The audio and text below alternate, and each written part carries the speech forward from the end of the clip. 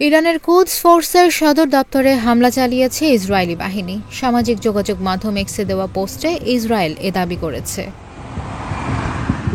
কাতার ভিত্তিক সংবাদ মাধ্যম আল জাজিরা জানিয়েছে, ইরানের অভিজাত রেভলিউশনারি গার্ড কোর আইআরজিসির বিদেশি শাখা হিসেবে পরিচিত কুদস ফোর্স লেবানন, ইরাক, ইয়েমেন ও সিরিয়া সহ পুরো মধ্যপ্রাচ্যে কুদস ফোর্সের ব্যাপক প্রভাব রয়েছে। কুদস ফোর্সের সদর দপ্তর ইরানের রাজধানী তেহরানে অবস্থিত। এখন পর্যন্ত এই দপ্তর থেকে ইসরায়েলি হামলার ব্যাপারে কোনো প্রতিক্রিয়া পাওয়া যায়নি। গত ১৩ জুন ভোররাতে ইরানে হামলা চালায় ইসরায়েলি বাহিনী। তেল আবিবের পক্ষ থেকে বলা হয়েছে, অদূর ভবিষ্যতে ইসরায়েল ও এর বেসামরিক জনগণের বিরুদ্ধে হামলার আশঙ্কা থেকে ইরানের সামরিক ও পারমাণবিক স্থাপনায় আগাম প্রতিরোধমূলক হামলা চালানো হয়েছে।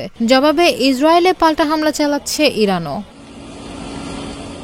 আজ সোমবার চতুর্থ দিনে গড়িয়েছে ইরান ইসরায়েলের সংঘাত। ইসরায়েলের হামলায় ইরানে এখন পর্যন্ত অন্তত ২২৪ জন নিহত হয়েছে, আর ইসরায়েলে ইরানের হামলায় নিহত হয়েছে অন্তত ১৩ জন।